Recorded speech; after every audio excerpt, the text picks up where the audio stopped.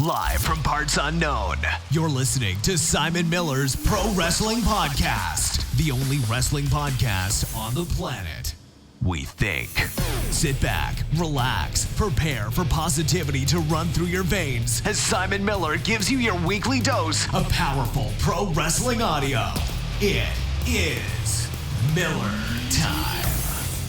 Hello and welcome to Simon Miller's Pro Wrestling Show. My name is Simon Miller. This is a pro wrestling show, and I want to thank you very much from the bottom of my heart for taking the time out of your day to come and listen to my stupid voice. It means a lot to me. I appreciate it. You are good people all around. If you are brand new, even better to have you in the midst. If you don't know, here's what you've got to do. There's like now rules when it comes to Simon's Pro Wrestling Show. Make sure you subscribe to the YouTube channel. Just search for Simon Miller. You will find my face. I'm stood there in my wrestling gear. Give that a subscribe. That's how you can watch me do these podcasts sometimes live on YouTube. But because the only reason I'm able to do my YouTube channel and my podcasts and my wrestling, to be honest, is because of patreon.com/SimonMiller316. We all know about crowdfunding. We all know that it's slightly ridiculous, but my word, has it helped my life so much and allowed me to do this. And I like to give back. I basically like to treat Patreon like a shop. So if you go on there, you can get a postcard, you can get a message, you can get a t-shirt, but also you can actually come on the podcast. And that is what we do with the episodes. They almost go live every weekend. And today, my man, he's been on before, he's been on again, he will be on in the future, I'm sure. It's all the way from the other side of the world. It's my man, Nick. Nick, how you doing today? Simon, you have the most beautiful voice in all of YouTube. Don't let anyone tell you any different, all right? I am doing very well. Thank you. I appreciate that, man. I told this story the other day. It's incredible when people say that to me. My voice used to get me in trouble. It did. I worked in, I can tell, literally, I'm like Stone Cold Steve Austin. I'm telling the same story. But I worked in an L-shaped office, and they moved me to the bottom of the L because they were like, Simon, your voice carries too much. It just carries too much. And I was like, oh, man, I've been owned. And now I get lovely things like that said. And basically, my voice makes me a living, which is weird, right? That's kind of strange. But look, it just goes to show that as the years pass, things change, things evolve, things move forward. And that's why today we're going to be a bit retrospective. And we're going to look back through the wrestling year. Now, it's a hard thing to do because there's ultimately going to be things that we have forgotten about, but we will do our best not to do that. And look, we can always do, if I miss anything, we can always sort of tidy that up in a future episode. Let's start with companies. Well, no, let's not do that. Let's start with years. I mean, January, when I think about January, the first thing that comes to my head is Wrestle Kingdom for New Japan. Which it feels like it happened in a different universe now, but obviously it wasn't the start of All Elite Wrestling, because obviously we know that story and we'll talk about that today. But, Tanahashi defeated Kenny Omega for the IWGP Heavyweight Championship.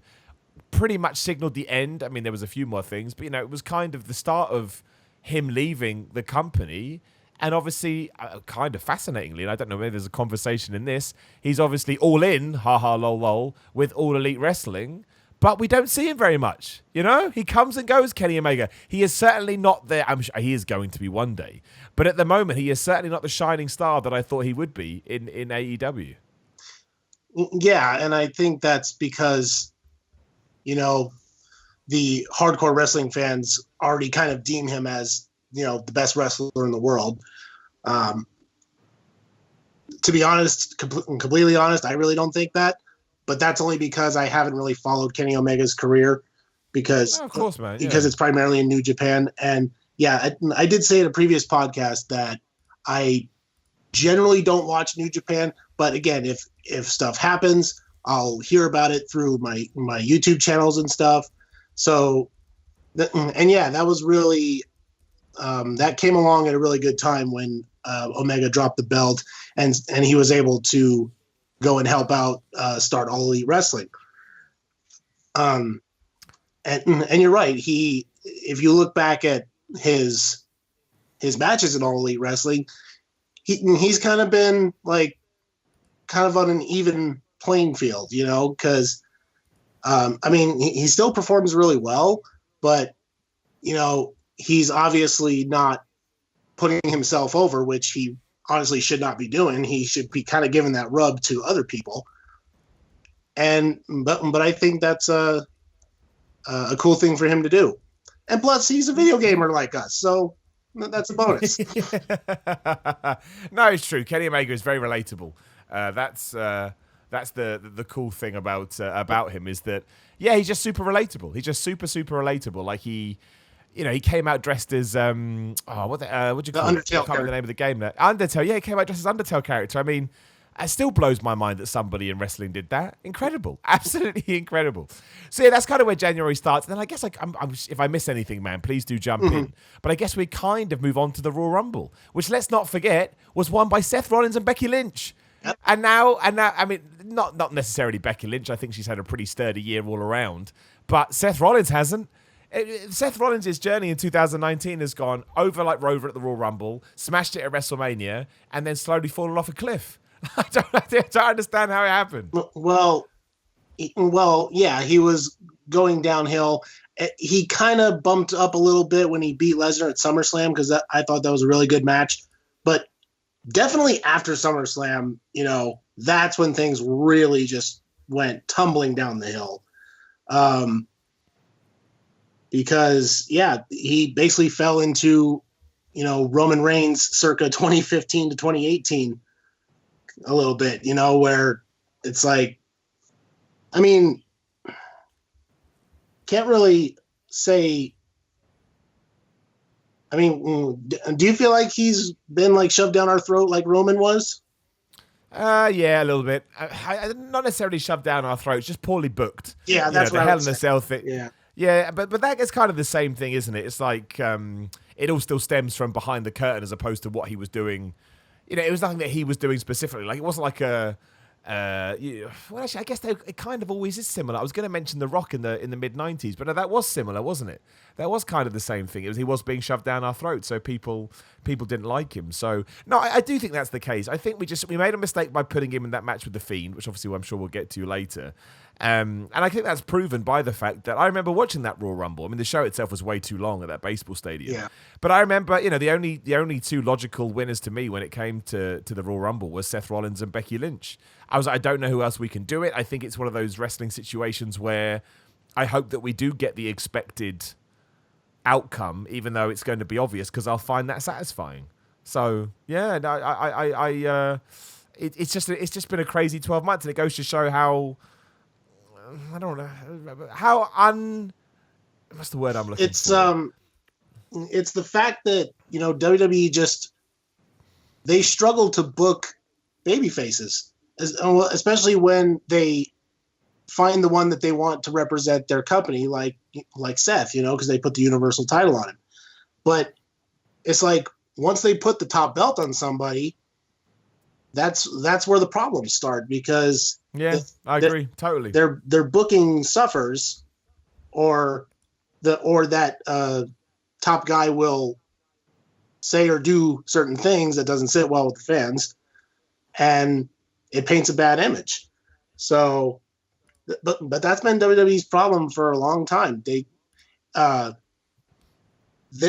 good at creating good babyface builds, a la Kofi Kingston, but once they get the belt, again, that's where things begin to settle, and then that's when we realize that this really isn't going very well in our opinion, obviously.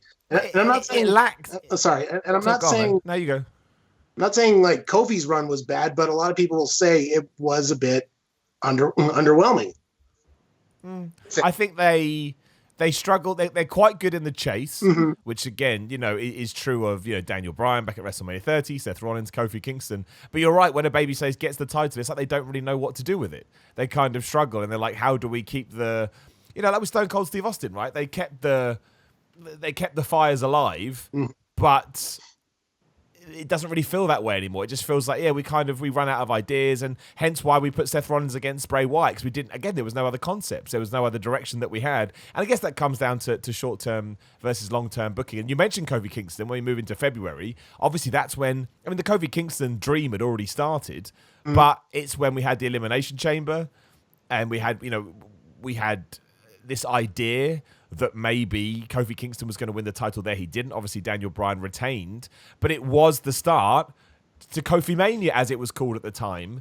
And this is another thing that's crazy to me when you look back now, because you just remember the sheer joy everybody had at WrestleMania when he did beat Daniel Bryan, as we found out recently on the WWE podcast they do Beyond the Bell or whatever the hell it's called. It was after the bell. It was Daniel Bryan really pushing for that, and everyone was like, "This is his time. You got to make sure it happens." And it all happened. Let's not forget, because of Ali getting injured. I mean, that's the crazy thing. None of it was meant to happen. It wasn't the cards at the start of 2019. Nobody thought that Kofi Kingston would be the WWE champion. You get an injury to a guy that was going to be at a spot, probably at Elimination Chamber. He gets taken out. Kofi Kingston goes in. It's almost the polar opposite to everything that we were saying, and yet we still ended up in the same place, which is kind of crazy to me. Like, it's absolutely kind of crazy to me that here we are in December, and Kofi Kingston is a tag team champion, still a great wrestler, but lost his title after, 12 seconds, whatever hell it was against Brock Lesnar. It's nuts. Yeah. I'm sure we'll get to that at some point. But anyway, what you said, I'm trying to remember. The Kofi Kingston build? Yeah. It's like, okay, yeah, I remember what I was going to say. And right there, that's an example of just fate intervenes, and yet we get something completely unexpected, something we didn't expect to see, and we love that. It just goes to show when WWE has to. I mean, most of the time when they have to plan something at the very last second, or they have to switch something, it works out better. I think there's numerous examples this year of them booking with their backs against the wall and actually, coming out higher than they would have done with their plans. I mean, we saw it with the NXT invasion. And it kind of started here. They lost Ali. They needed to bring somebody else in. They put Kofi Kingston in. And interestingly, they listened to the fans, which is something that we criticize WWE for a lot. But they could have easily ignored the swell of support for Kofi and not done it. But credit to them, from January all the way through to April, I think, I'll tell you, WrestleMania this year was the 7th of April. So, yeah, for a good 4 months, we went all in with this. And it just goes to show that maybe it does come down to the fact that we have so much wrestling in a year.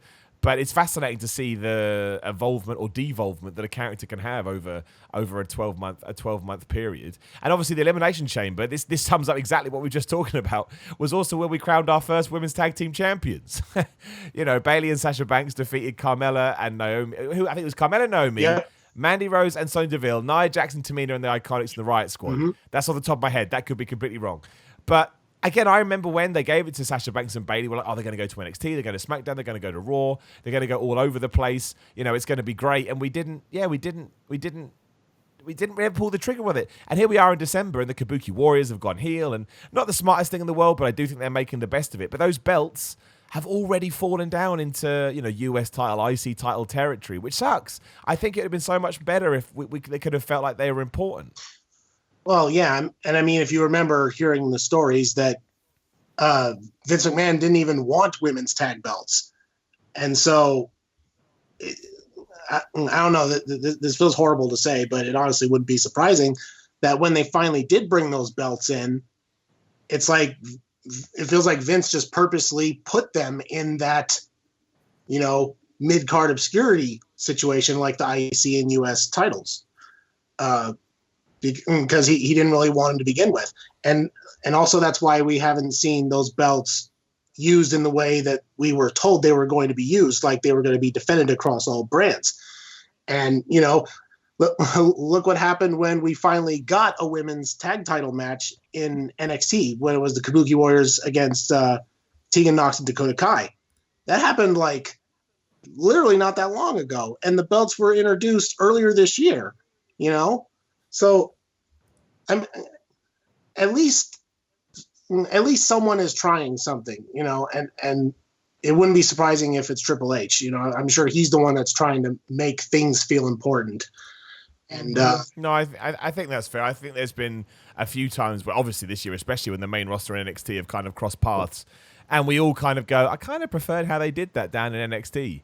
as opposed to how they did it on Raw and SmackDown. That's why I think it's a real shame that Bayley and Sasha Banks weren't able to get their NXT match. I know they popped up there at one point, but it would have been awesome if they could have actually had a match there. I think given the time, it would have just put a bit more importance on those belts. Because, I mean, it went what? It went Bayley, Sasha Banks, then it went the Iconics, and then it went the Kabuki Warriors, right? Oh, no, Alexa Bliss and Nikki Cross won it, I didn't. Yeah, so we've had 4 champions this year, and I mean, I think the Kabuki Warriors are absolutely the top choice at the moment.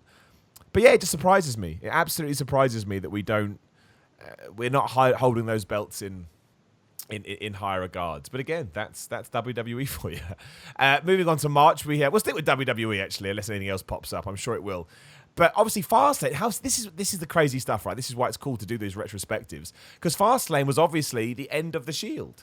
You know, this was before Dean Ambrose had left and smashed it in All Elite Wrestling, and we had them defeated Baron Corbin, Bobby Lashley, and Drew McIntyre. A pretty decent match. I remember enjoying it. quite a lot, and Kevin Owens was fighting Daniel Bryan for the championship. And Mustafa Ali. It was a 3-way. It was a triple threat match. Kevin Owens just came back from nowhere in February and kind of got lost in the shuffle almost instantly. It was. We had the tease by Vince McMahon that Kofi Kingston was going to be in the title match. That it turned out to be a handicap match against the Bar. I mean, Fastlane was an absolute nut show. Yeah, they booked a lot of stuff like as the show was going on. I remember that for sure. And yeah, like technically it was the last match of the Shield. I mean, take out that Shield's final chapter special that they did. Dean Ambrose only got paid $500 for that. Yeah, I know. But, well, there you go, right? I mean, you can technically say that was the Shield's last chapter, but no, their last match on like a big scale, was at Fastlane. So it's pretty amazing how that time is gone. And yeah, a lot of people like to just forget about Fastlane because it's like because it's between the big Royal Rumble and WrestleMania sandwich where it's like Elimination Chamber is a solid show most of the time, but Fastlane it just gets crushed in there and people tend to forget about it. But they sometimes have good matches on that show. Well, I think it's one of those shows they could just get rid of, right? Because this was during the time on Raw and SmackDown where we all felt like Becky Lynch, Ronda Rousey, and Charlotte Flair had peaked. But because we had to build to yet another event, it kind of got lost. Not lost, but remember they did the angle in the police car, which was absolutely awesome. Oh, yeah. And there was still a couple of weeks to go. And we're like, well, we've peaked already, but we have to keep going. I thought it was a bit... it just goes, well, that's WWE's issue, right? It's another reason why I like AEW structure at the moment. Only having 4 pay-per-views a year... It restricts you having to fall into these, into these holes where you feel like we've got another show coming up. We better do some stuff. And obviously on Fastlane as well is when it was a Becky Lynch match, right? It was Becky Lynch versus Charlotte. Yep. That's right. And then that's right, because Becky Lynch won, she then got put into that triple threat match. So again, it's stipulations like that where you don't necessarily need it, but you feel like, well, we've got to make sure we have a reason for people to care. Yeah, and she won by DQ because Ronda attacked her, I think. That's right, which actually is not so bad, all things considered. But again, it was almost done for the sake of doing it, as opposed to... It didn't necessarily serve the story 100%, but it had to happen because we had television to fill, which is why deep down inside of me, I'm kind of hoping it's not going to happen, but this is my dream. We take a step back with house shows and maybe we dump a pay-per-view here or there. It's not lighting up the network, is it? The network, we're talking about the year in the review, the network numbers have gone down this year, which surprised many people. Most people thought it would creep up, but yeah, it didn't happen. So that was Fastlane. Then, of course, we get to April, and you get WrestleMania 35, which went on for 77 hours. But look, in hindsight, WrestleMania 35 did have a lot of good on it. It was just 16 matches, if you include all the pre-show stuff, which if you were there live, you would have done. But, the first ever women's main event, I still think is historic. And while it didn't really live up to the expectations some people thought, it still made Becky Lynch, which was awesome. And kicking off the show proper with Seth Rollins winning the Universal Championship, and obviously all the joy with Kofi Kingston winning, which was absolutely the highlight of the show, and maybe in hindsight should have gone on last, even though I was a big supporter of finally giving the women their due. It's I don't know, it wouldn't be in, I don't think it would be in my top 10 WrestleManias if I'm honest, but there were matches that you could pull out, which, you know, that we've mentioned, that were absolutely, you know, those 3 World Championship matches, not only did they give the fans what they wanted, and, you know, some people were worried that we weren't but they were all pretty, you know, pretty feel good. Again, the women struggled just because it came at the end of such a long, whatever the right word would be, a long ride. But there were brilliance within it, is what I think. Yeah, a lot of people like to say, like, WrestleMania is too long.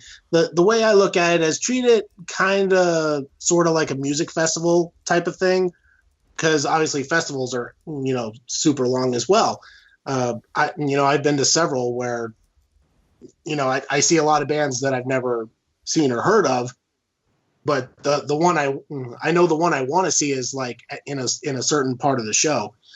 So, I mean, obviously it's hard to do that when you're live and in person, but I guess you can just, you know, get snacks or go to the restroom or something. But, you know, treat it kind of like a festival ordeal. Like if a match is coming up that you're not particularly interested in, just kind of do something to help relieve the fatigue. I know what you mean. Yeah, I know what you mean. Just switch off for a bit, right? Just switch your brain off for a few minutes. Yeah, and to be honest, you know, WrestleMania, like being there live, is on my bucket list, and you know, I live out here in Vegas, and we're obviously getting the Raiders Stadium next year, so there's a really good chance that WrestleMania could come here in the near future, and I'm going to go there. I'm sure I'll have a great time. And then afterwards I'll say, I am never doing that again. I'm watching it on TV from now on or something. Yeah, I totally know what you mean. But you want to go because it's an experience, right? It's an experience. It's something every wrestling fan has to experience in person. And, you know, I've never had that experience before. And again, it'll be cool in the moment. And I'm sure by the end I'll be like, yeah, I'm never doing that again. Yeah, no, I get it, man. It's well, hopefully they start reducing the length of it, right? Because again, we talked about the good. You know, AJ Styles versus Randy Ott was on that show. That got ruined by a giant light. Obviously, AJ Styles won. Shane McMahon defeating The Miz still makes no sense when you look back at it in hindsight now. Roman Reigns beating Drew McIntyre just faded into the distance. I quite like Triple H versus Batista, but it was the longest match on the show, and you know we could have cut 10 minutes off that, which would have helped the overall feel of the event. And obviously, you know, we had another weird use of the Demon, which I've never understood on the main roster when Finn Balor beat Bobby Lashley for the IC Championship. So yeah, it's just a very bloated card, I think, and I was there live, and I'm obviously honored to be there live, obviously covering it for What Culture. But you know, even when you take a step away from that, it was absolutely it was a difficult show to get through, just because, you know, trying to do anything for 7 hours is pretty much impossible. Like, there's nothing you can do for that long without going. The thing is, if you know, obviously Wrestle Kingdom and New Japan are doing this in 2020. If WWE wants to have these super cards, run it over 2 shows. You know, run it over 2 nights. I never used to like that idea, but the more I thought about it, if you can tell really good stories and, you know, much like the Daniel Bryan thing. I know it was awesome that Daniel Bryan beat Triple H and then Randy Orton and Batista in the same evening, but you could equally have told that story over a weekend should you have wanted. I don't want that. I would rather we just did a WrestleMania at sort of 4.5 hours tops, but I can't see that happening because we've seen to have, you know, 2019 especially is responsible for this. We seem to have morphed into this place where we can run these crazy shows, and that's okay. It doesn't matter. Everyone just accepts, it's a no-do pay-per-view. It will go on forever. Yeah. I wouldn't mind seeing WrestleMania as a 2-day event. Again, kind of makes it like a music festival, like I just said. Yeah, that's a great shout. It's a really good comparison. You know, you're able to split the card between 2 days, gives people some time to rest before the next show.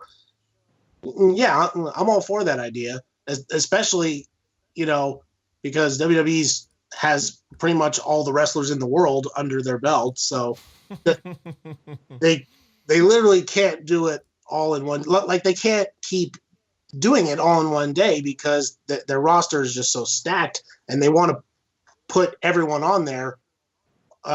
Whether you're a main event guy or a jobber, they'll put you in there for you know, for the sake of it. Yeah, I'm all for WrestleMania being a 2-day thing. So hopefully that happens in the future. I agree. We'll see. I mean, I think they're going to do it next year, but you never know. You never know what they've got. Actually, no, they've got the whole World Collide thing next year, but who knows? I guess maybe they'll see what New Japan does and go from there. And then we moved into May. Obviously, we got Money in the Bank, where we had the surprise. We had the surprise from Brock Lesnar returning. It's a real shame when WWE does stuff like this, because I actually quite liked it, but the negative reaction from the internet kind of ruined the moment a little bit. I totally understand that it was going back to the well maybe one too many times, but I did enjoy the surprise, and it did kind of tie into everything that happened over the next few months. And, if we were looking back, I know Ali was the guy climbing the ladder. Would we really be looking back now at anything different to where we are now? Would WWE really have gone all in with him? My gut says no. So if that is the case, I don't mind a surprise here and there. I thought it was all right. Hey, look. Yeah, I was kind of on the same boat as everyone. Like, really, we're giving the Money in the Bank briefcase to Brock, But hey, Brock Lesnar turned the briefcase into a boombox, and he had his hoodie up and was beatboxing. Like, I'm sorry, but that to me was brilliant. Okay, like, because it just added some character to Brock that we've never really seen before.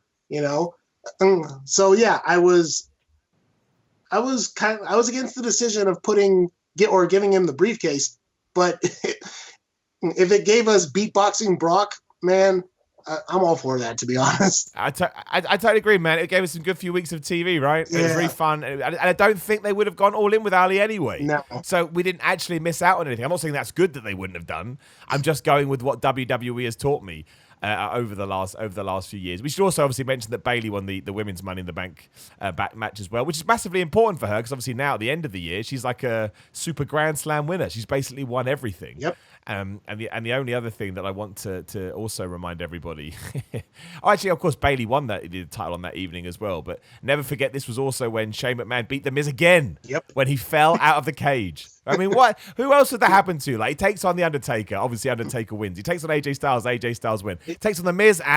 Screw it.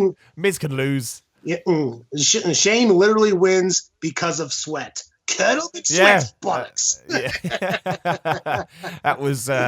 We had a lot of Shane McMahon this year, and again, I'm not against Shane McMahon. I was just against the use of Shane McMahon. Yeah. We went way overboard. But I know we're focusing on WWE, but we can't. I'd be remiss if I didn't mention, obviously, 19th of May, I should say. Which was. So 19th of May was Money in the Bank, and then a week later we had Double or Nothing, which was kind of the crowning ceremony for All Elite Wrestling. One of the most, in terms of a What Culture perspective, it is the most watched ups and downs video ever, which goes to show how much the community was clamoring for that. I mean, it absolutely blew up, that thing, which was nuts. You saw the arrival of Jon Moxley. We saw Chris Jericho defeating Kenny Omega. Actually, was that Double or Nothing is when Jon Moxley turned up, didn't it? Yeah. Am I right or am I wrong? I'm getting confused now. I was there. Yeah, of course you were. You went, of course, you were there. So yeah, you know the deal. And yeah, obviously Chris Jericho defeated Kenny Omega to become the #1 contender. And that's where all of this started. This to me, genuinely, if we're looking at events throughout the last 12 months, is probably the most important one that we had. Because it launched a whole wrestling promotion. And everybody loved it and everybody was into it. And we also had that match between Cody and Dustin. I mean, how do you feel about it now, looking back, man? Does it still affect you how it did then? Man, that was probably... Well, no, not probably. It is definitely the best non-WWE show of the year. Whether I was sitting at home watching it or being there live, it was a moment. All the pieces fell together or came together at the right time. This was just a historic moment for what they were able to pull off. I said in a previous podcast that Cody and Dustin made me cry. WWE's like never been able to make me do that, So that is so Double or Nothing is my favorite non-WWE show of the year, and Cody and Dustin is my favorite non-WWE match of the year. So yeah, I think it's one of the matches of the year as well, just in general. It was a very special night, and definitely one to remember. Well, I'll definitely remember it. And again, not for the fact that it was just the show. It was the entire weekend because you had StarCast and all my favorite YouTubers, aside from you, they all came out to this great event. I got to meet them. And yeah, I will remember that forever. And that's what matters, man. That's what wrestling is there to do. It's there to give you memories. And it was a really cool card as well. Obviously, that's when we had the Young Bucks versus the Lucha Brothers for the AAA tag team titles, which was just, that's their best match to me that they had all year. That was just incredible. Lucha Bros are my favorite non-WWE tag team. Yeah, no, I think that's fair. I think that's why I don't get why AEW aren't using them as a tag team at the moment, but that's another conversation. Another conversation for another day. You move into June, and obviously this is where WWE usually goes through its low period. Kind of the effects from WrestleMania has worn off. We've kind of fallen back into the status quo. And a lot of people that jump back on in January think, you know what, I'm not going to watch WWE. I'm going to take a break, which a lot of people need to do. And I think we kind of saw that as stomping grounds.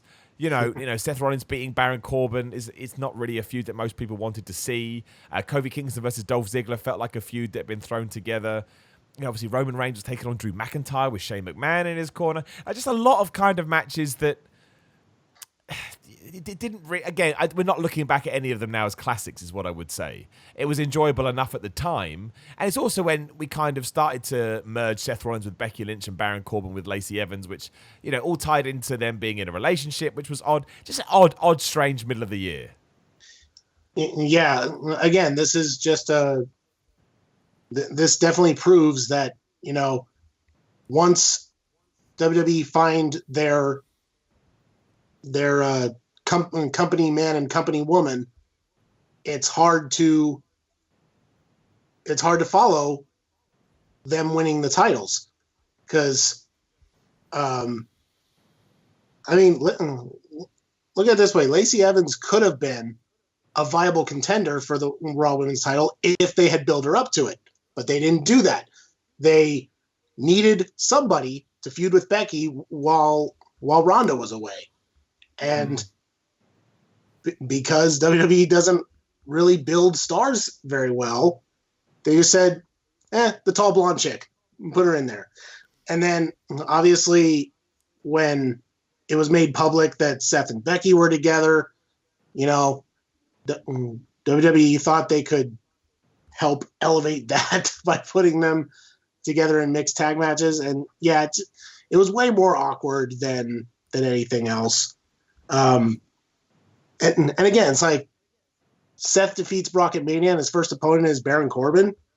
I mean, look, honestly, I think Baron Corbin I think he's really gotten back on his feet a little bit, because I think the King gimmick right now is kind of helping him. I mean, again, it's just his creative that's suffering because he's, you know, making dog jokes at Roman, but he was good in the King of the Ring tournament, and yeah, he was. And again, being the King is helping, you know, add some dimension to his character. I just wish his booking was better, but yeah, back then, yeah, no one wanted to see Baron Corbin against. They did. No, especially because we were only sort of 5 months removed from the McMahons coming out and saying, "Oh, we're sorry, you know, we're not going to do this anymore. It's all Baron Corbin's fault. Screw Baron Corbin." And then it was like, "Oh no," you know, it felt like empty words, and I think that upset people, which I understand. Especially because obviously in July when you get to Extreme Rules, now look, the match itself was better than I expected it to be. You know, Seth and Becky taking on Baron Corbin and Lacey Evans I've got it up here because I couldn't remember, in a last chance winners take all Extreme Rules mixed tag match. Too much WWE, too much. But you know, it's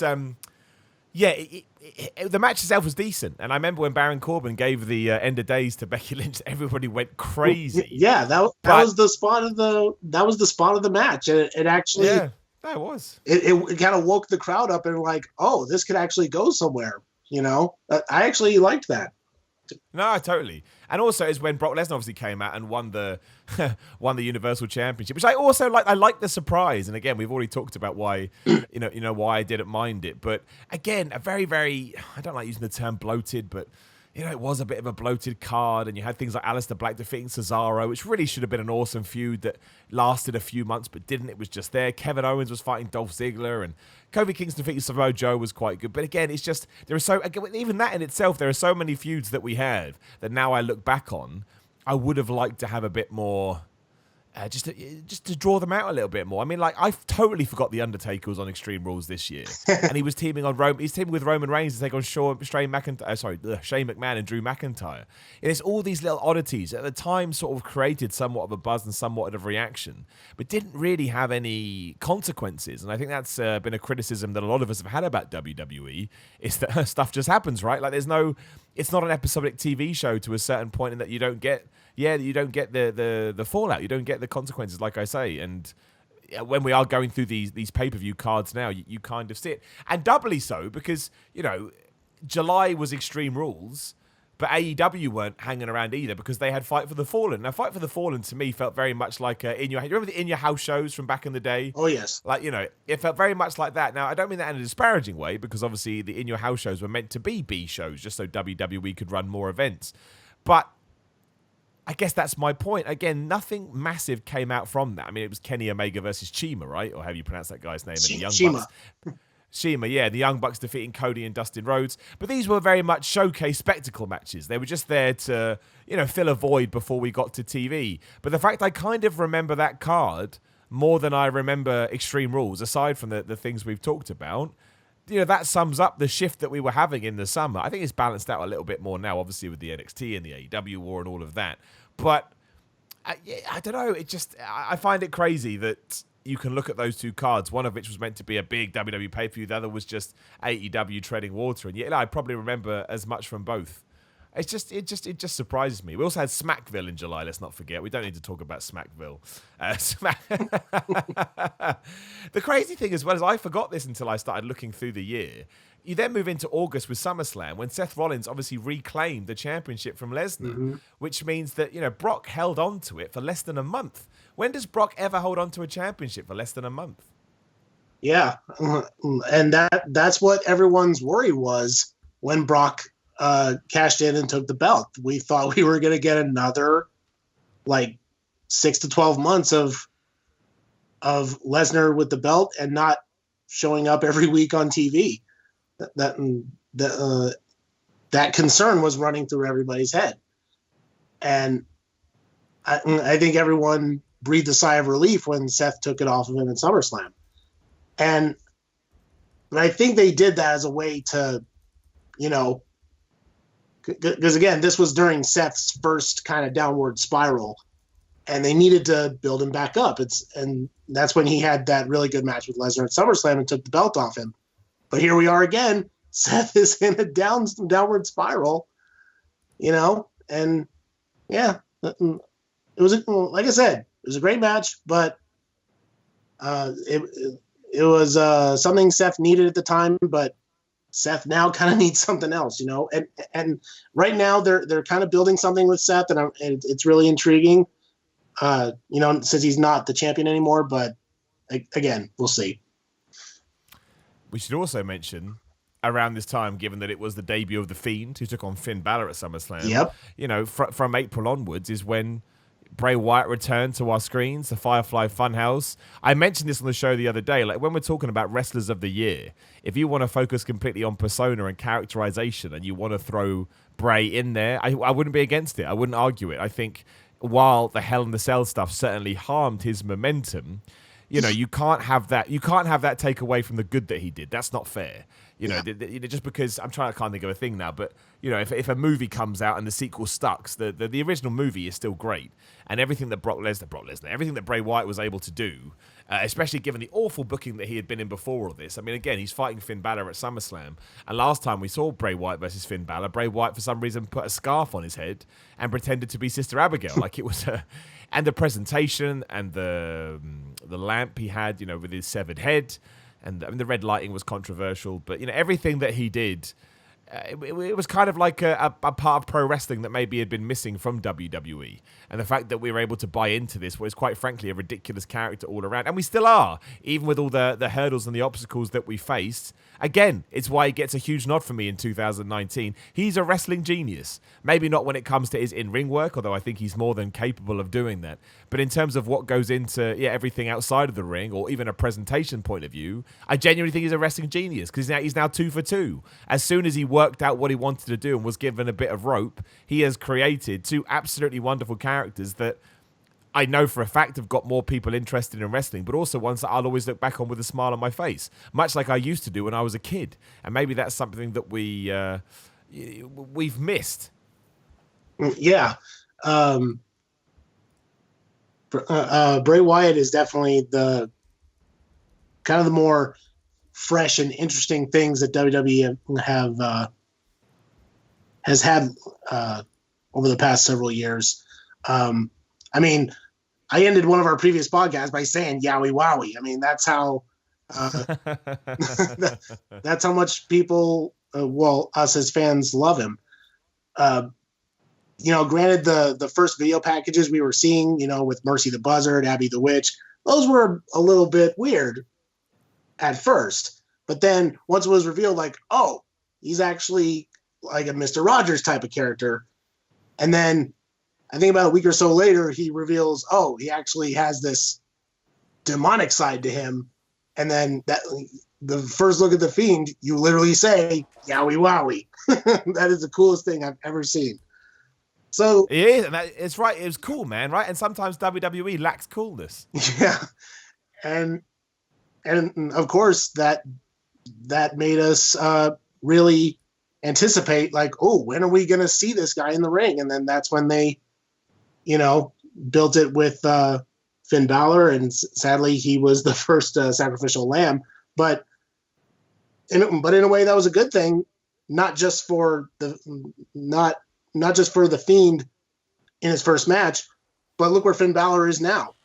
He's in NXT and he's happy with what he's doing. So yeah, it worked out for everybody, I think. Yeah, and obviously at SummerSlam as well, we went over this entirely because I try and forget about the Saudi Arabia shows. But obviously Goldberg came back to balance out everything that happened between him and The Undertaker at Super Showdown, or whatever the hell it was called this year, earlier in the year in Saudi Arabia. That went down in June. Obviously, here we are a couple of months later with Goldberg coming back.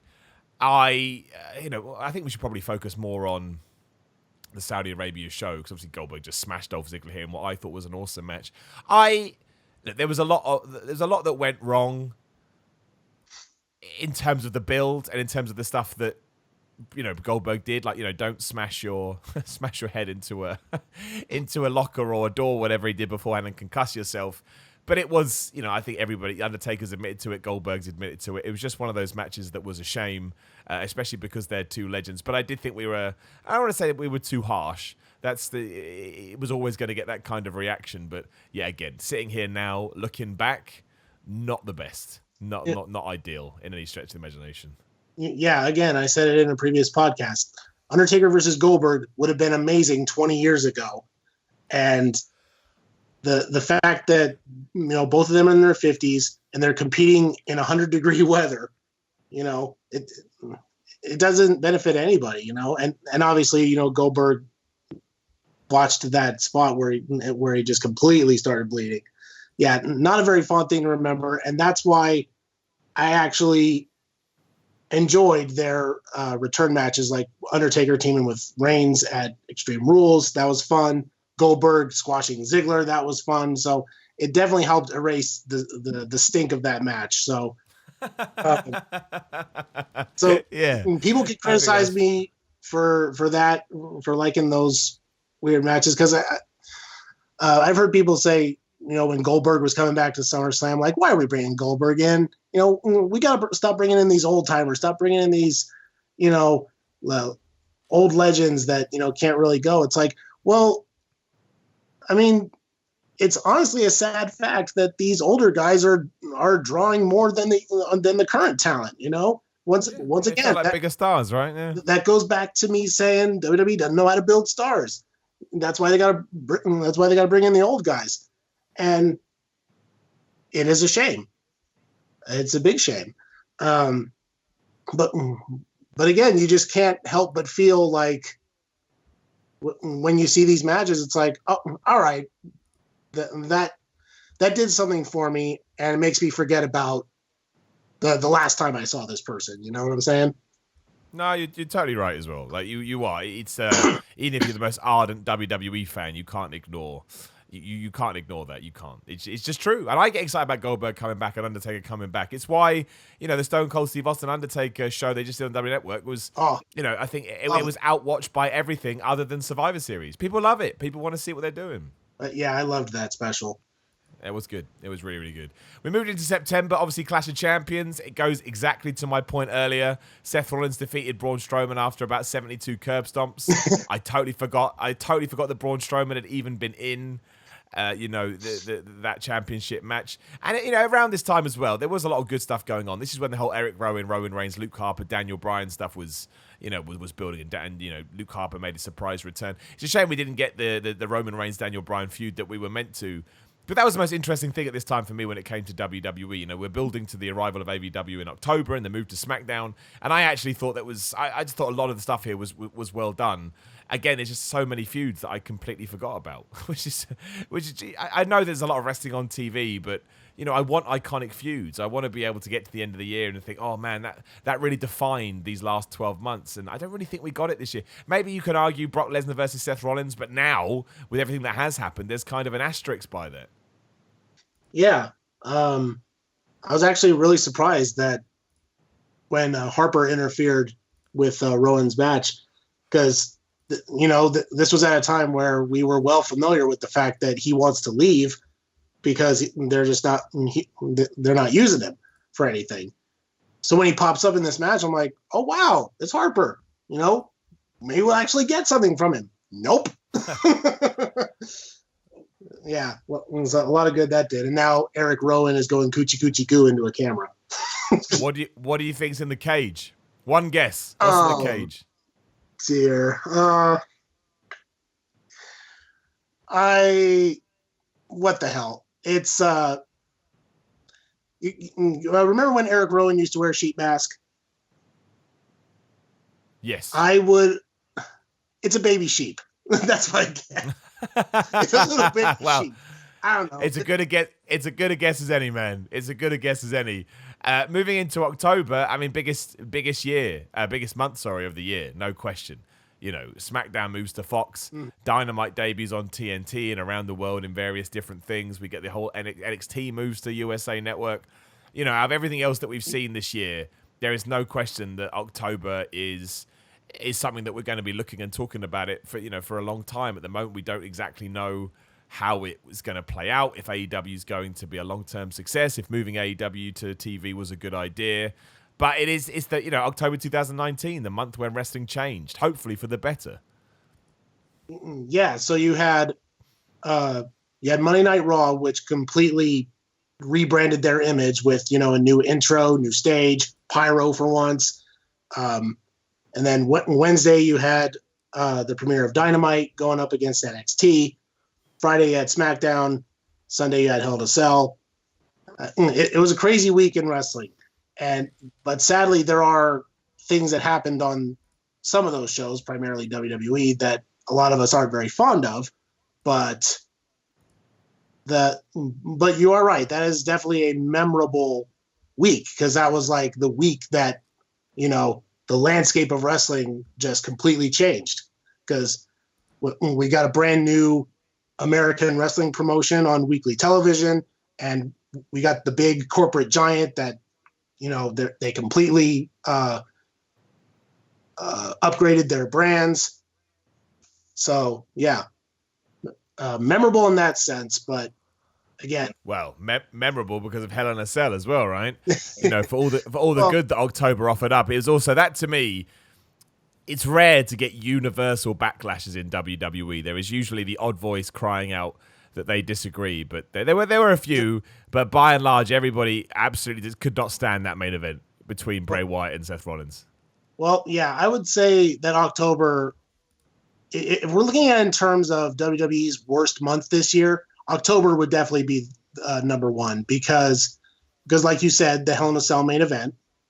And then obviously Kofi getting completely squashed by Lesnar, which led into his match with Cain Velasquez at Crown Jewel, only lasted 2 minutes. So that's what we sacrificed Kofi's title run for. So yeah, in terms of creative decisions, October is definitely the worst for WWE this year.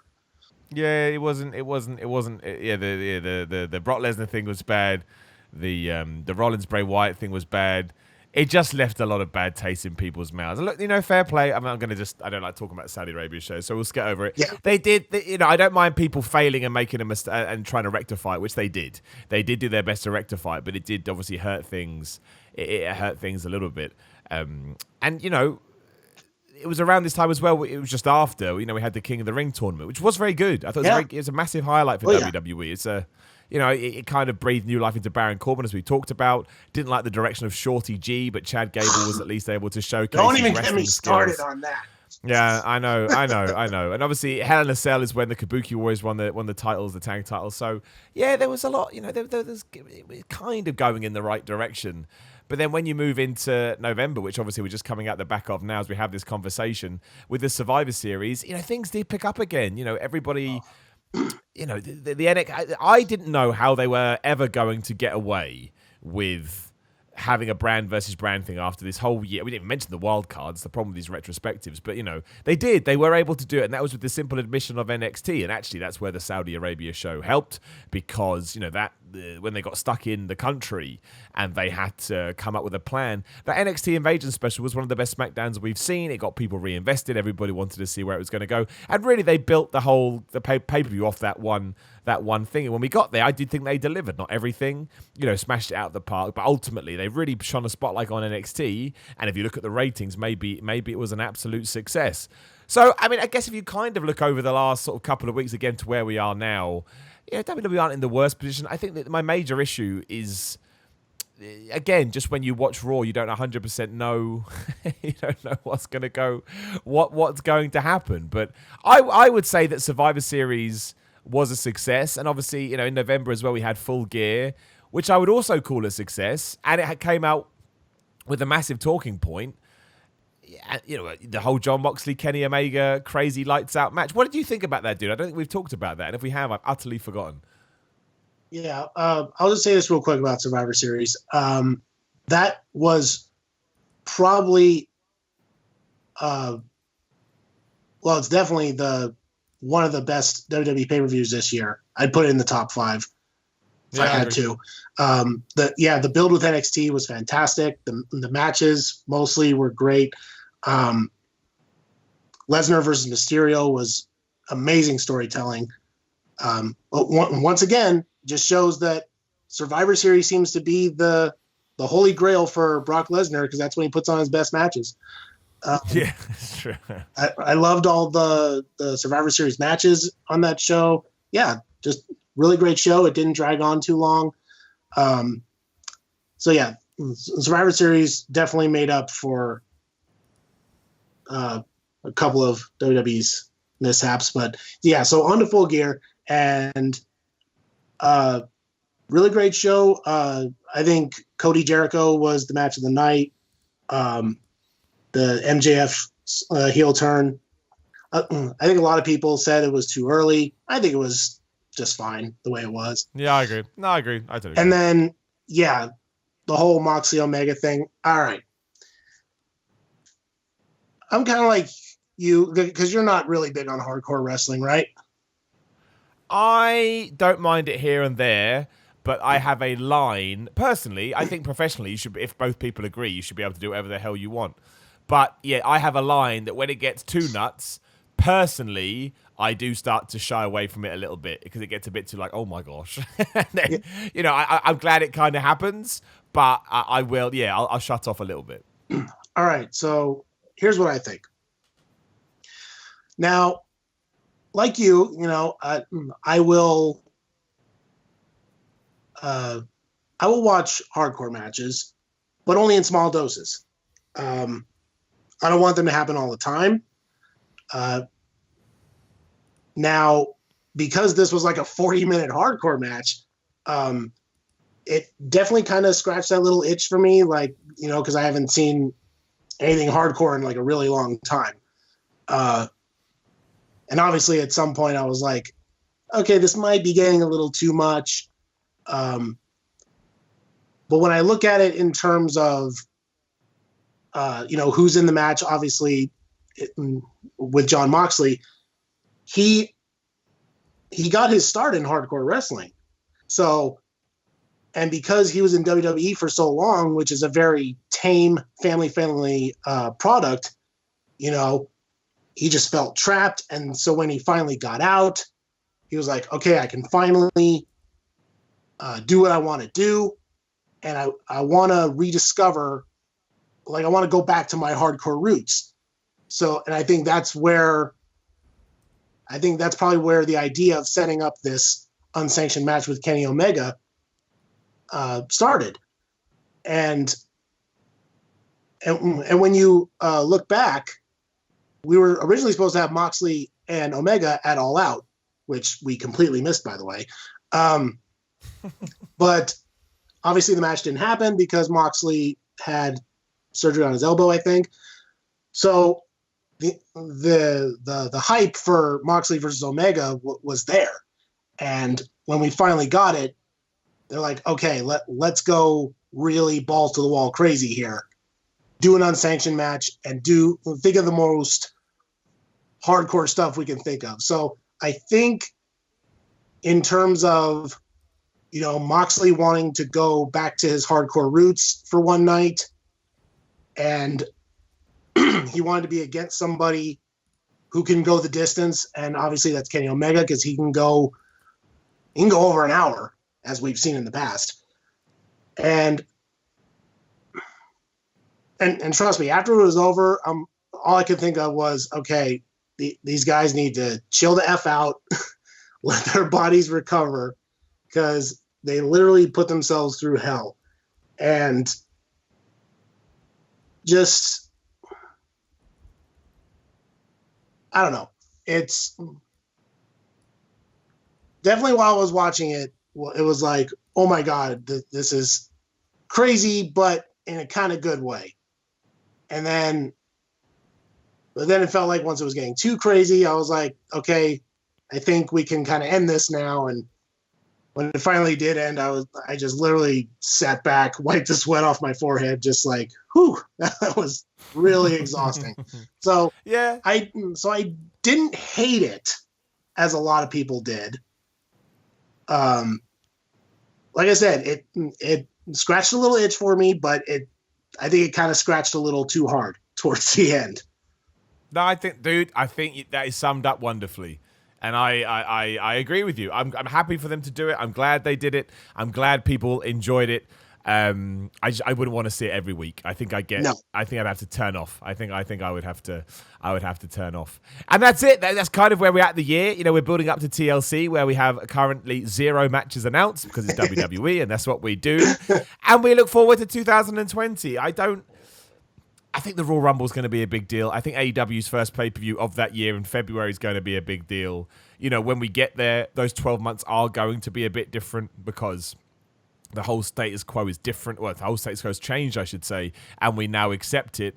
But I guess if I look back over 2019, I would call it a typical WWE year. Some real strong points, some real highlights, some real crazy times as well where you just shake your head.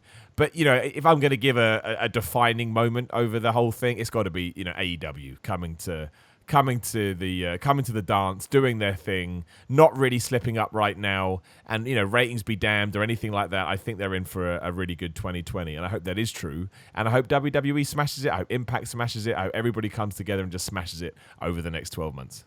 Yeah, I mean, I will say this: AEW Dynamite is not 100% perfect, as a lot of people like to.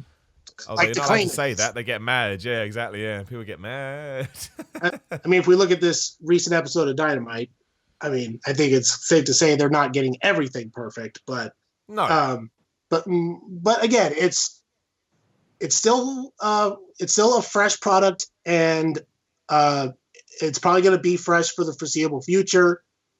I guess when you look at the ratings, obviously, viewership is going down, but I don't know. I think it'll be fine.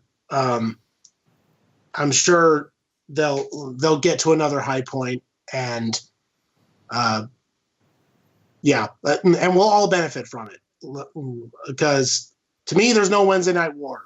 It's Wednesday Night Wrestling, in my opinion. Damn right, dude. Everybody wins. Everybody wins. Yeah. So real quick, let's do some like quick fire stuff of like what's our favorite stuff. Like, so who would you say is like the best male superstar of the year? My favorite male superstar of the year, I'd probably give it to Cody Rhodes. You? Oh man, again, because of that incredible match with Dustin, I'd probably put him up there. I'll say Chris Jericho. He's completely reinvented himself yet again. He is the meme generator of 2019, and he's doing a fantastic job with it. So I will say Chris Jericho.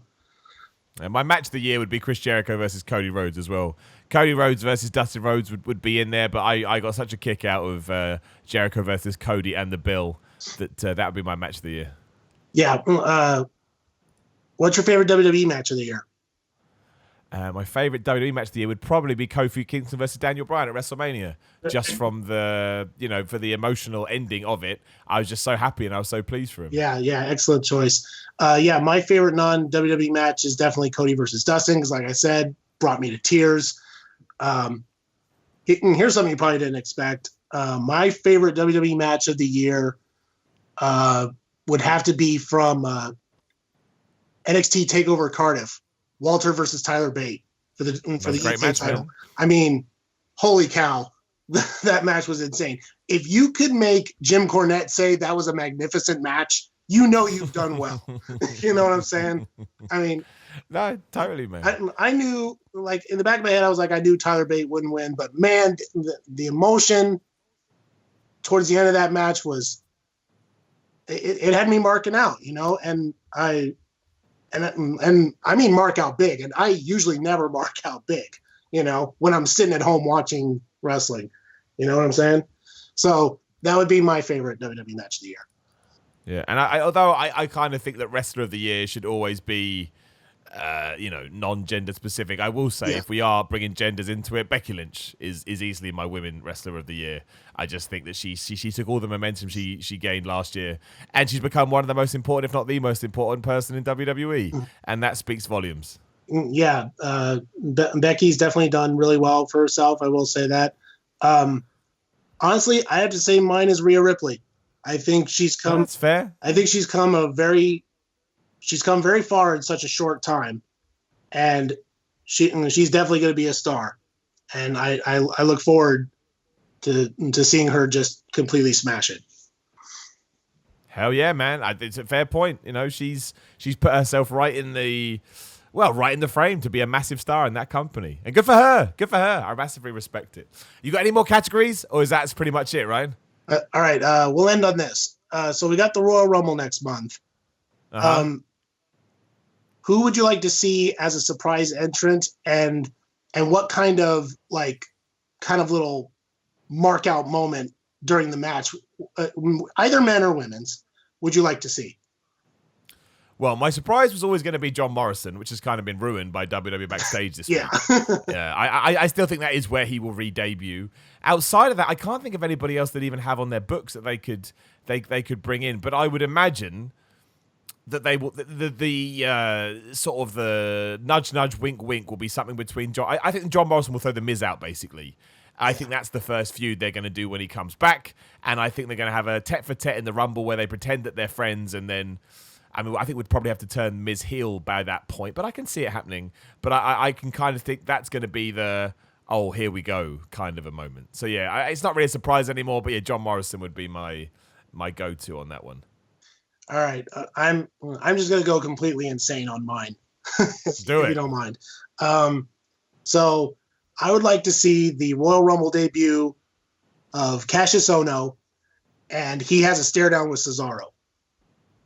Because they have history. Hell yeah, man. Heroes of wrestling. They have history there. So I think a lot of the people in the building would just completely mark out if they saw that. And then, all right, what the hell? Matt Riddle will be one of the surprise NXT entrants.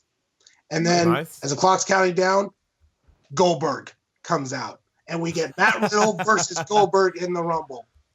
Dude, why not, man? And Goldberg can throw Matt Riddle out, and the internet wrestling community will lose their mind. And I will sit there and laugh. Exactly. I love it, dude. I hope it happens. I hope yours happens more than mine. That's much more fun. That's much more fun. On that note, we will bid everybody adieu. We'll try and do some more episodes as the year 2019 ends, just looking at certain points in wrestling maybe that we haven't touched upon today, but I certainly enjoyed that. Nick, that was your idea. Good shout, man. I enjoyed that a lot. Thank you. And thank you for the support as always. Again, if you want to come on the podcast, you can. Patreon.com/SimonMiller316. Have a little look at all the tiers, see if one you fancy, and if you could come aboard, that would be great. Christmas is coming up. You want some wrestling merch? SimonMiller.BigCartel.com. I'm on Instagram and Twitter at SimonMiller316. And I have a YouTube channel. Just search for Simon Miller. And if you could give me a subscribe, that would mean more to me than anything. I am but a few thousand away from 100,000K. Means nothing, but it would make me feel good inside. In the meantime, enjoy your December weekend, and I will chat to you again next week.